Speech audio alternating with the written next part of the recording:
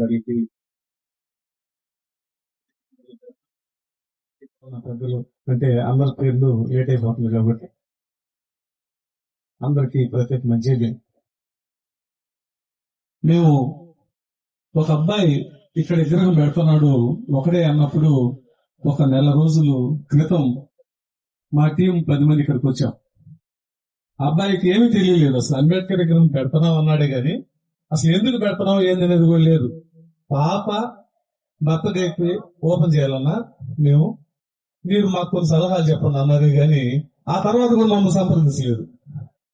సరే ఇంకా ఏందబ్బా అని చెప్పేసి మా మిత్రులు ఇక్కడ దేశీ గారు మహిదర్ గారు ఉన్నప్పుడు వాళ్ళకి చెప్పడం జరిగింది. వాళ్ళు మాట్లాడినప్పుడు కూడా ఈ అబ్బాయి ఏం చెప్పాలనేది కూడా అబ్బాయి తెలియలేదు. సరే అసలు ఏం జరుగుతుంది, మీరు వెళ్ళిపోండి, ఎంక్వైరీ చేయండి, ఆ అబ్బాయికి ఎంతవరకు తెలుసు అంబేద్కరిజం గురించి అన్నప్పుడు ఇక్కడ అశోక్ అన్న ఉన్నాడని చెప్పేసి మేము ఇక్కడికి వచ్చినప్పుడు కూడా ఫోన్ చేశాం.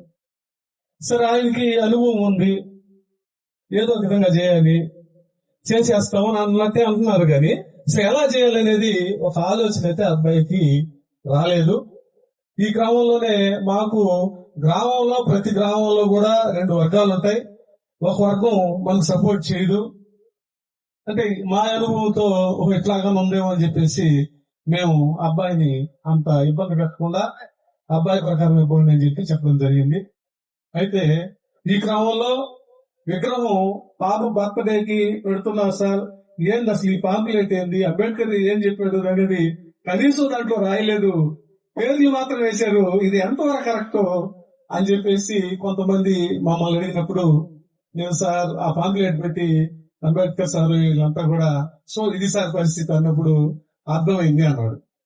అంటే మేధావులు అర్థం చేసుకుంటున్నారు విషయం చెప్పినప్పుడు ఏంది అనేది. ఈ క్రమంలో నేనైతే ఒకటి చెప్పదలుచుకున్నాను, పెద్దలు ముందున్నారు, వాళ్ళ ముందు మాట్లాడడం తర్వాత నాకు తర్వాత కూర్చుంటే బాగుండేదేమో. తర్వాత మిత్రులరా, ఈ దేశంలో 9,500 గుడులు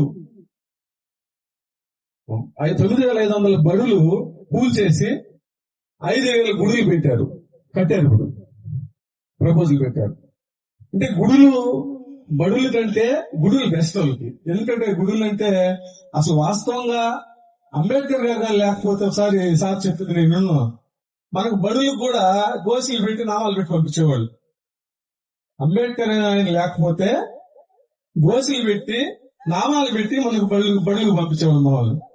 ఆ పరిస్థితి లేకుండా చేసిన వాళ్ళు వాళ్ళలో మొట్టమొదటిగా డాక్టర్ బాబాసాహెబ్ అంబేద్కర్ గారు పుట్టిన తర్వాత మనం ఇవన్నీ కూడా అంతకుముందు క్రైస్తవులు కూడా చేశారు, బొడ్డిచ్చారు, చదివిచ్చారు. ఆ బడిలో కూడా వేపనోళ్ళకి ఎక్కువ చెప్పారు. వీళ్ళు చదువు ఎస్సీలకు కాదు, ముందు చదువు చెప్పింది వేపనోళ్ళకే. వాళ్ళు వేపనోళ్లే పోయారు, దానికి రానిలేదు సార్. అప్పుడు బ్రాహ్మణ్ సగర గొప్పలే క్రైస్తవ మతంలోకి వెళ్ళి దాన్ని అట్టే దొరికిపెట్టి వాళ్ళు ఉపయోగించుకొని దాన్ని తొక్కిపెట్టేశారు.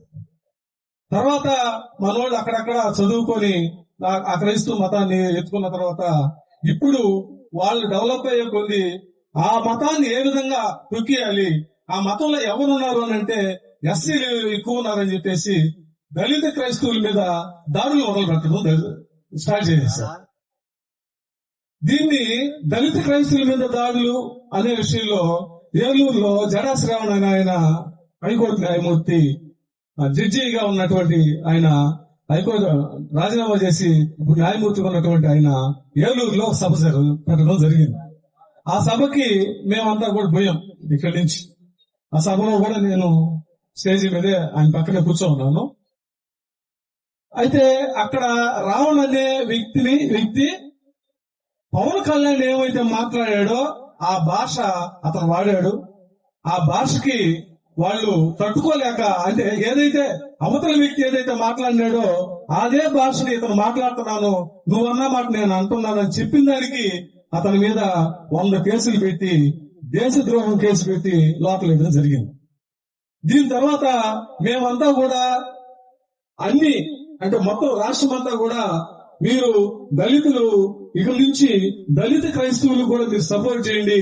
దళిత క్రైస్తవులు మామూలుగా అంబేద్కరిస్టులు వీళ్ళందరూ కూడా ఒక అవ్వందే ఈ దేశంలో మనకు ఒక ధైర్యం ఇవ్వరు, ధైర్యం రాదు, మన జాతులను అంతం చేసేదానికి వీళ్ళు రెడీ అయిపోతారని చెప్పేసి నేను చెప్పడం. ఆ క్రమంలోనే గూడూరు నియోజకవర్గంలో కూడా వాకాడు గాని కోట గాని ఇవన్నీ కూడా దళితులు అంబేద్కరిస్టుల్ని దళిత క్రైస్తవులు కూడా కలిపి కమిటీ లీడర్ జరుగుతా ఉంది. ఎందుకంటే ఇప్పటికీ క్రైస్తవులకి అర్థమైంది, అంబేద్కర్ గారు లేకపోతే మన భవిష్యత్తు అంధకారంలో పడిపోద్ది, భారత రాజ్యాంగం లేకపోతే మనం బైబిల్ పట్టుకొని వీధిలో తిరగలేము అనేది కొంతమంది క్రైస్తవులు మాత్రమే ఇది తెలుసుకొని ఉన్నారు. మేమేమంటున్నామంటే ప్రతి క్రైస్తవుడికి బైబిల్ పెట్టుకునే అధికారం ఎలా వచ్చింది? భారత రాజ్యాంగం లేకపోతే మీరు బైబిల్ పట్టుకోగలరా? ఈ రోజు ఎన్ఆర్సీ అని వచ్చింది, ముస్లింస్ వాళ్ళని ఇబ్బంది పెడితే అంబేద్కరిస్టులే పోయి వాళ్ళని రక్షించడం జరుగుతా ఉంది. అంబేద్కర్ అనే ఫోటో లేకపోతే ముస్లింలు కూడా ఈ రోజు బయట తిరగలేని పరిస్థితి. అదేవిధంగా క్రైస్తవులు కూడా అదే విధంగా ఉంది సార్. మీరు కూడా క్రైస్తవులు కూడా అంబేద్కరిస్టులతో కలిసి భారత రాజ్యాంగాన్ని మనం ఏ విధంగా రక్షించుకోవాలనే దాని మీద అందరం ఐక్యమైతేనే భారత రాజ్యాంగాన్ని రక్షించుకోగలం. మనం రెండు చీలికలుగా మనం అయిపోతే భారత రాజ్యాంగాన్ని మనం రక్షించుకోలేము.